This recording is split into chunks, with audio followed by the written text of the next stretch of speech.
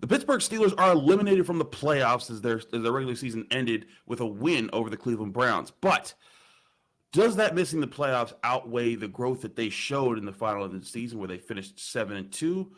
Or was the growth kind of the mission this year for the Steelers to get back to building a core that's going to be able to win bigger games for them in the future? We'll talk about that with Ray Fittipaldo here on the North Shore Drive podcast. I'm your host, Chris Carter from the Pittsburgh Post-Gazette. Let's get into it.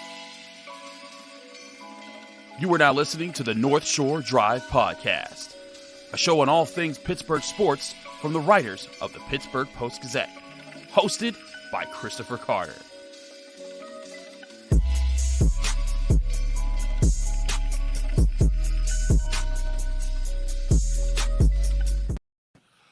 Hello and welcome to the North Shore Drive podcast. I'm Chris Carter. He's Ray Fittipaldo. We're both of the Pittsburgh Post-Gazette, and this is the North Shore Drive podcast, the Monday edition here for the Pittsburgh Post-Gazette. You can find this show on Apple, Spotify, Google Podcasts, and especially on YouTube. Check us out on YouTube. Subscribe to this YouTube channel to get all of our daily content from the Pittsburgh Post-Gazette. This show airs Monday, Wednesdays, and Fridays as we break things down. The Steelers season may be over, but there's still plenty of things that we're going to be able to cover at the end, going into the end of the season. Of course, we are always sponsored by the Acrisure Fan Advantage, which gives you the power to project one of our Steelers beat writers into your home or office. You can get exclusive breakdowns on the Steelers through augmented reality just on your phone. Get the latest insights on how the Steelers are doing, their matchups, what they're trying to do in the future by going to post-gazette.com/Acrisure Fan Advantage. No apps or downloads, just insider access to Steelers updates at post-gazette.com/Acrisure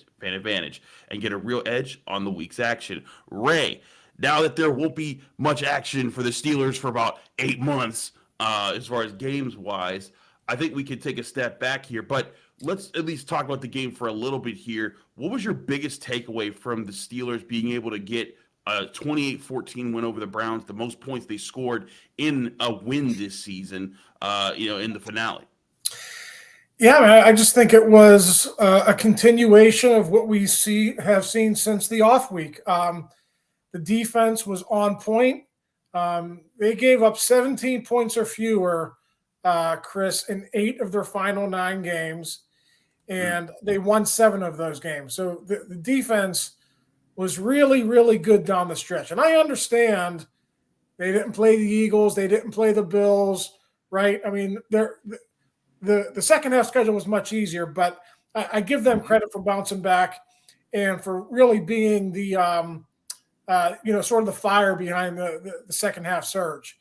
As far as the offense goes, Kenny Pickett and those guys, it doesn't always look good. There are long lulls in their performance over halves and over games.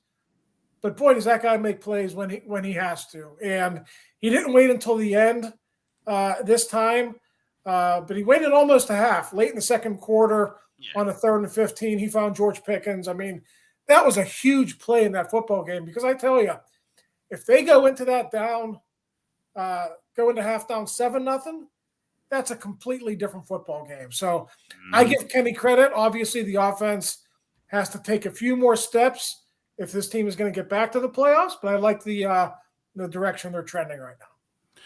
And I think it's important that Kenny Pickett is scoring when he's scoring. We talked about the obvious game-winning drives at the end of the game, but you're right.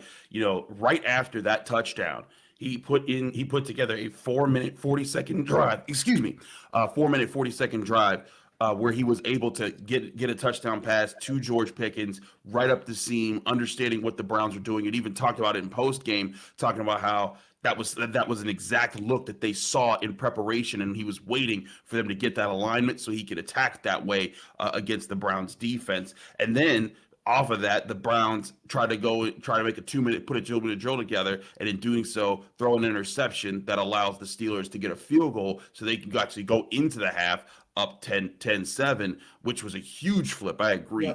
In the game. And then when you look at it, the Steelers offense scored 4 straight drive, a touchdown, 2 field goals, and then a touchdown, a field goal to start the second half, and then a touchdown to end the third quarter. I really felt like this offense, like you're right, they didn't click at all times, and they blew a big opportunity in the first on their opening drive when they got to the goal line. I think everyone kind of saw that Mike Tomlin missed the opportunity with a challenge there. Opting to run the ball, and try to just trust that his offensive line and his offense are going to win second and goal from the one with three opportunities. But still, a missed opportunity there from, all sides of the Steelers. But still, for them to put up this many points and for the defense to be able to limit the Browns in this way, Nick Chubb did average 6.4 yards per carry, but because the offense put up points, eventually it didn't matter how much he was running because they had to take to the air. Deshaun Watson makes a couple plays and gets some touchdowns, but the Steelers get 2 turnovers with the 2 interceptions, and they're able to get the pass rush going, especially late with 7 sacks.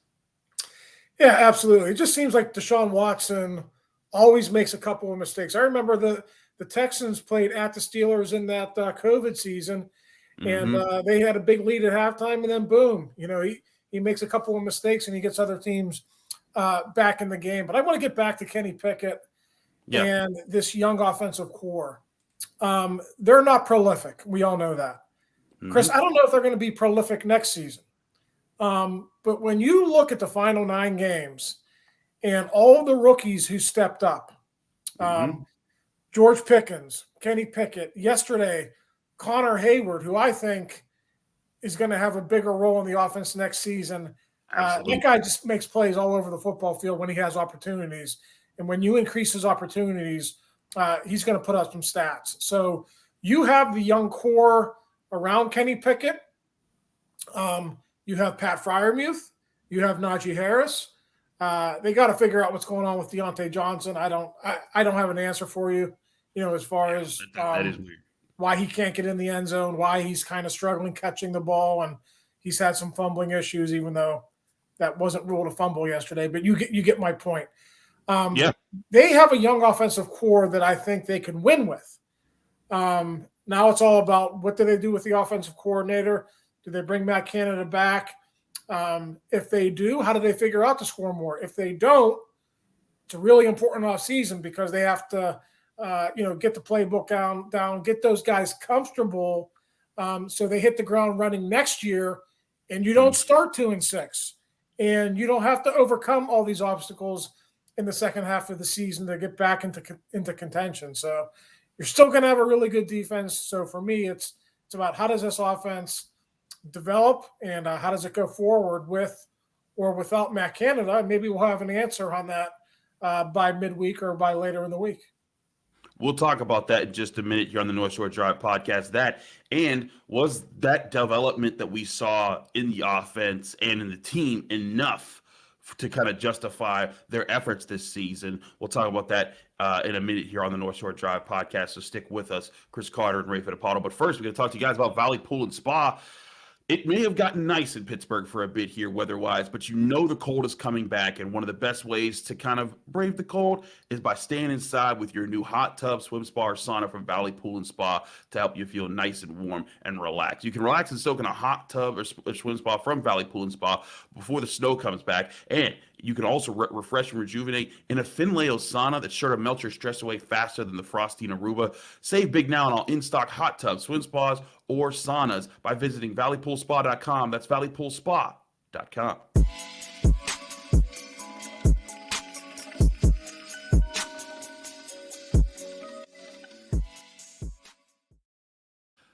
Back here on the North Shore Drive podcast, Chris Carter, Ray Fittipaldo of the Pittsburgh Post-Gazette. Ray, let's visit the Matt Canada question for a second here.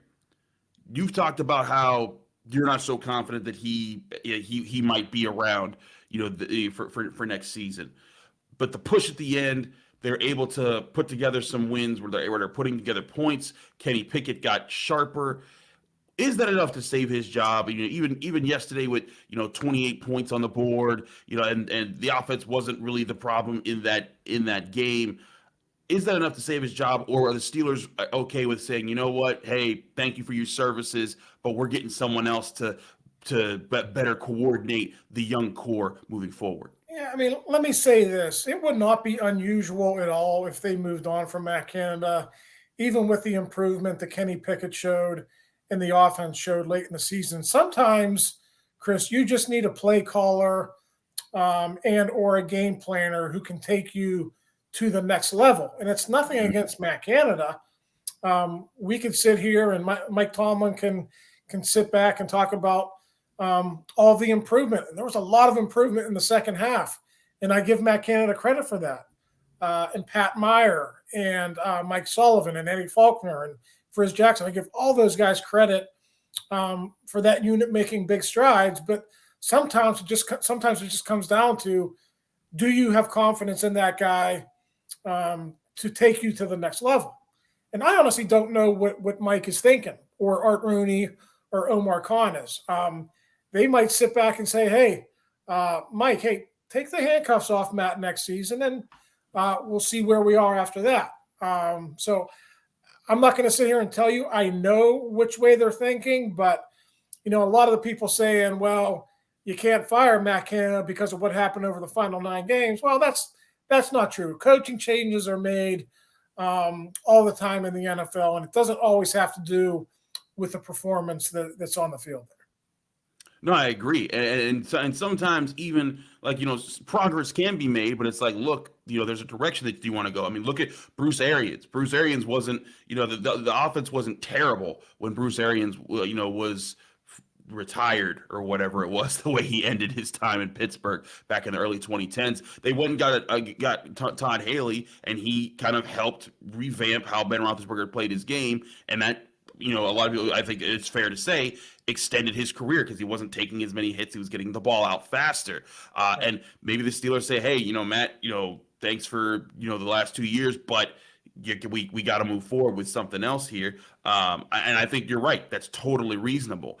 And I think that begs the question, one of the biggest objectives this year, we knew the Steelers weren't Super Bowl contenders. We knew that if they were able to get to the playoffs, they were going to need to match up with a Ravens, a Bengals, a Chargers type of a team to probably stand a legitimate chance, because they would not match up well with the Chiefs or the Bills. We saw how they played the Bills earlier this year.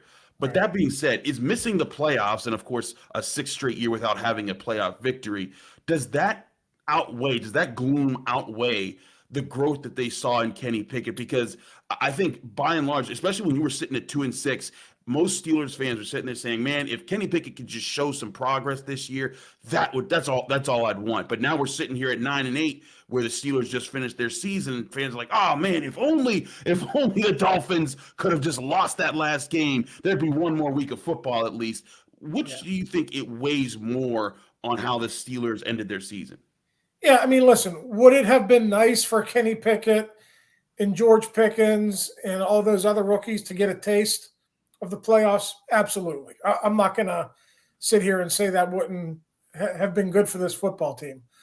But I don't think not making it dampens the growth that took place over the final 9 games. I think that is separate from whether you made the playoffs or not, Chris. I think really the way Steelers fans have to look at this is from this perspective. I think a lot of people thought, okay, the transition from Ben Roethlisberger to Kenny Pickett, boom, 2022 starts the rebuilding. No, the way I look at it, Pouncey retires. DeCastro doesn't come back in 2021. That's when the rebuilding started, and it was just a bonus that they got to the playoffs at the end of the 2021 season. So the way I look at it now, and I'm sure the way the Steelers are looking at it, is 2023 is a must season for you to return to the playoffs. You have the defense. A lot of those guys are coming back. There's not going to be a ton of issues over there. A few you have to address and upgrade a little bit, but that's not going to be an issue for them next season. And then, it's just about, does the offense grow enough for you to come back, to being a playoff or / Super Bowl contender. So that's the way I'm looking at it. To me, we're 2 years into the rebuild here, and I think it's fair to say that the rebuilding portion is over now. You have your quarterback. You have a young offensive core around him. You have a good but aging defense. So that's why I'm saying it's time to win. No, I agree, and I think that next year there will be some a lot. I think heavier criticisms on how the Steelers perform. Also, I think that they finished third in the division this year. They'll get a friendlier schedule. You pointed out the opponents in an article on the Pittsburgh Post Gazette. You're getting to play the AFC South, so you're playing a division that was one of the weakest divisions in football this year with the Jaguars, the Titans, the Colts, and the Texans. You do get the NFC West, which depending on how things go, the Cardinals could be a better team next year, but the Niners certainly look like they'll be really good. The Rams, will they bounce back? The Seahawks kind of were at the same level the Steelers were this year, but you get the Patriots, you get the Packers as your extra NFC game that they've programmed into the season, and you get an extra home game this season after getting an extra away game this past season. So I think there's going to be an opportunity for the Steelers to do that, but you're right. And Kenny Pickett talked about it. He needs to make a year two leap after the game. He's already thinking about like, hey, I got to do these things so I can be sharper moving forward. But I think that's the biggest thing is that, like you said, the winning in the playoffs this year wasn't. It would have been a very big bonus to what the Steelers were trying to do. But I think you certainly found Kenny Pickett can operate within this offense and succeed and win with the weapons around him. Now you just need to further supplement that offense with a better offensive line, maybe another playmaker here or there, and definitely buttress that defense. Probably add more to the linebacker room. We'll get to what the defense might need more in the next season in a bit here on the North Shore Drive podcast. So don't go anywhere. But first, we got to talk to you guys about Yinzers in the Berg. So Yinzers, listen up. The Steelers season may be over, but you can still show your support for your black and gold. Who was your favorite Steeler this season? They'll have gear on that player right at the legendary stores in the Strip District for Yinzers in the Berg, where you could go to either store during the week, get some awesome gear for the Steelers, the Pirates, the Penguins, anything Pittsburgh sports. But if you can't get to the Strip District, they also have an awesome growing online store at yinzerspgh.com, where every week they're getting new merchandise and apparel, and you can get all your Pittsburgh sports apparel, accessories, and much, much more from Yinzers in the Berg. So go to yinzerspgh.com, where there's two stores in the Strip District. Again, that's yinzerspgh.com for all your Pittsburgh sports apparel.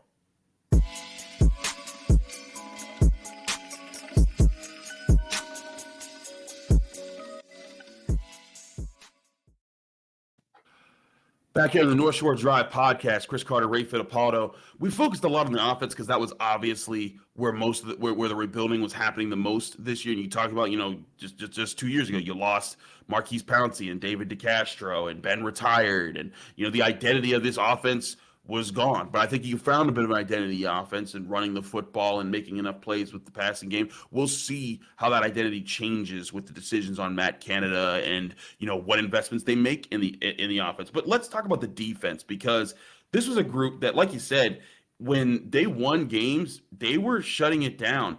In all their wins this season, the Steelers, I think the most points that they gave up this year in a win was the 20 points that they gave up to the Browns the Bengals in week one. Every other opponent, they were able to win by keeping them under 20 points this season. And there were a couple of losses that they had to the Ravens and the Patriots where they kept their opponents, and the Dolphins, where they kept their opponents under that mark then too. Do you feel confident about the Steelers' defensive core that they have in place? I mean, obviously, TJ Watt, Minkah Fitzpatrick, who was voted team MVP. Cam Hayward always talks about at the end of the year, he doesn't know what's going to happen, but you presume he's coming back next year. Do you feel like that core and the role players that are still on this roster are in a really good place, or does there need to be some aggressive moves by Omar Khan to make this defense even better next year in this offseason? Yeah, I mean, Chris, I don't know about aggressive moves. I think obviously you look at TJ Watt, Minkah Fitzpatrick, and I'll still include Cam Hayward because I think he's still playing at a really high level. You got three defenders on each level of the defense that are really, really good. And I think you can win a lot of games when you have star power like that. But to me, what you have to address, and I'm sure we'll get into this leading up to the Senior Bowl and the Combine and all that stuff over the next couple of weeks and months. But to me, you got to get younger on the defensive line. And again, it has nothing to do with Cam Hayward's play, but it's about building for the future. Number two, you need better depth at outside linebacker. We saw what happened this year when they got caught when TJ Watt got injured. They weren't happy with their depth, and I don't think they were happy with their depth throughout the season. Number 3, you got to go out and get a shutdown corner, whether that's in the draft. Can you get that guy at 17 or 32? I don't know. Or do you address that in free agency? And then number 4, obviously, inside linebacker. Devin Bush isn't going to be here. We all know that. Do you go into next season with Robert Spillane and Mark Robinson as your starters, or do you bring back Miles Jack and sort of eat that $11.2 million cap hit? That's a big cap hit for a guy. I don't want to say he was phased out at the end of the year. He had some injury issues, but he wasn't the player that I necessarily thought he was going to be when he signed that 2-year, $16 million contract. I would lean towards keeping him because I think you need some continuity. You don't really want to depend on a high draft pick, but the salary cap, as always, will factor into that. So those are my 4 big things for the defense right now. Obviously, you want to bring back Cam Sutton, get that done before free agency. You want to bring back Terrell Edmonds if you can do that. A lot of things have to fall in place. But to answer your question, yes, I think this is a defensive core you can win with, but every team has issues going into the offseason, Chris. Every single team in the NFL has to tweak, has to do certain things. Some aggressive, some not so aggressive. But, I still think this Steelers defense, provided they make the smart moves, will be very, very good again next season. I agree with you. They have those players, and there is some wiggle room here to how they can do things. If someone looked at their salary cap projections, they're projected to have right now $17.3-ish million under the cap for next season if you look at it, and that can always fluctuate with how much money the NFL reports that they've with their revenue and what they can set. But right. You look at, and 17.3 million, people are like, that's not a whole lot, but that can change really quickly. Like you said, $11.2 million to Miles Jack. I think the Steelers can look at him and say, you know what, you were a solid vet. What if we extend your career and spread that money out a little bit more and restructure that contract so that you're not that big of a salary cap hit, because it's tough to justify that. But if they straight up cut him, that's $8 million back into the salary cap right there. If they also have William Jackson III, who they got, and he never played for the Steelers, and he's a $12.75 million hit, and he's a guy that if they literally cut because they got him via trade, they cut, all his salary would be off the books. So I envision they would probably make a deal with him that says, hey, we're definitely not paying you the 12.7. We'll give you probably 2 years for maybe 4 each or something like that. Yeah. And there's deals like that with a Keller Witherspoon, maybe Levi Wallace, Montravius Adams, guys that had significant pay raises. Also, the questions about what happens with Mitch Trubisky, with his $10.6 million cap hit next season. There's a lot of ways to wiggle, and that's not including guys like Deontay Johnson, Minka Fitzpatrick, Cam Hayward, and T.J. Watt, who have big contracts that you could probably restructure to work more space for Omar Khan to make other signings. Forget about the William Jackson thing. He is not going to play under the terms of that contract. Absolutely. Yeah. So there's 12 million. Did you say 12 million right there? It's 12.7 is official. So like they're either cutting that straight up, or they're just saying here's a brand new deal. You can take it or leave it. Exactly. So that's what's going to happen. So they'll have well into the mid-20s million to spend. You didn't mention Akello Witherspoon. He's a $5.2 million cap hit.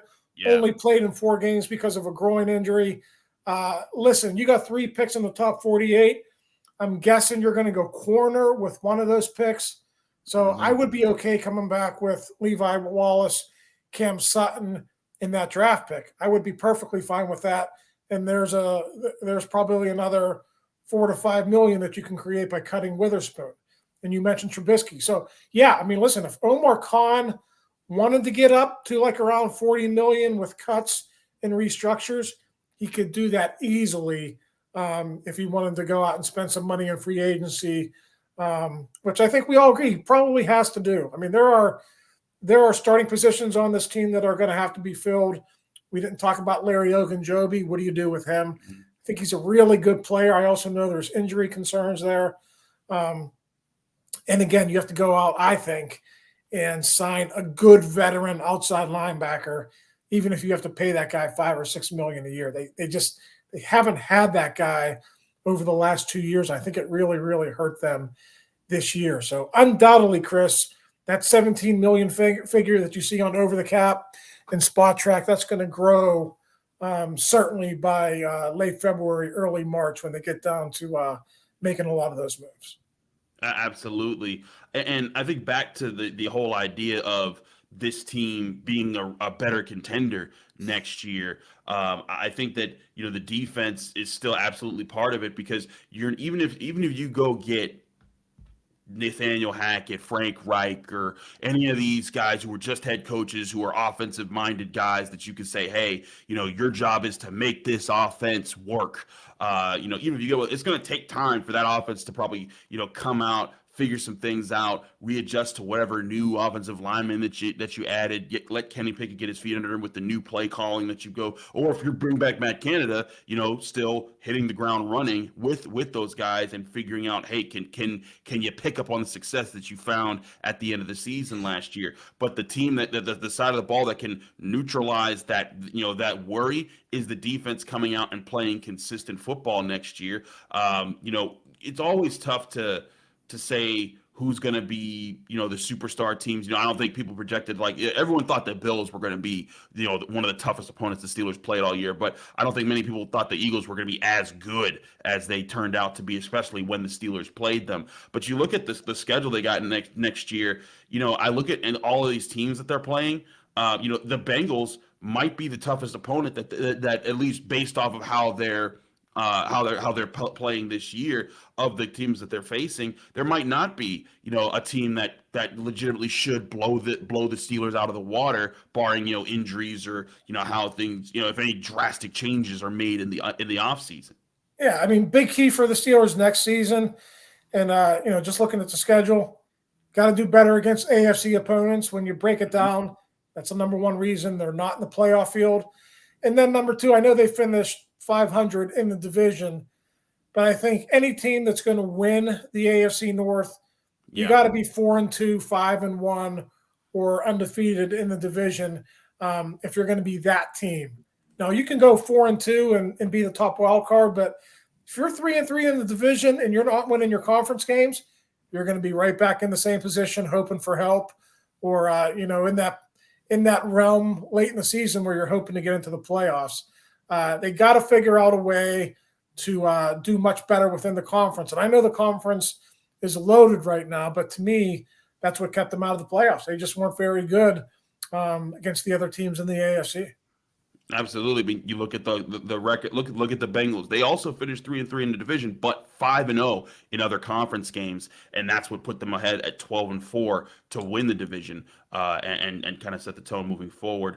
So lots of things that we'll be talking about all offseason. Just because the season end doesn't mean that we do. Ray's headed to the facility as soon as we're finished up here, as Mike Tomlin's going to deliver his end of year kind of speech. As far as the season goes, talk to some players in the locker room. There's a lot to break down as far as what the Steelers' next moves are. We'll do that here on the North Shore Drive podcast, moving forward as we get more of these conversations. And, of course, at the Post-Gazette, where Jerry Dulac, Ray Fittipaldo, Brian Batka will be still all over the Steelers and giving you the updates as far as what are the plans. Is Matt Canada done soon?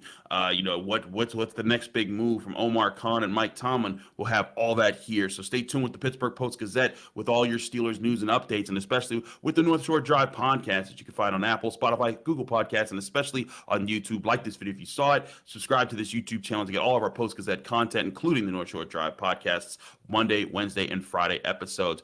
Back Wednesday with more talking on your Steelers and probably a few more other things, Pittsburgh sports, but maybe some more college talk. You'll find us there. You can also find the Pitt mailbag. If you're excited about Pitt basketball, Noah Hiles and I will be breaking that down for Tuesday right here on the North Shore Drive, well, right here on the YouTube channel for the Pittsburgh Post-Gazette. Back Wednesday with specifically a North Shore Drive episode. We'll see you then. Thanks for tuning in to another episode of the North Shore Drive podcast of the Pittsburgh Post-Gazette.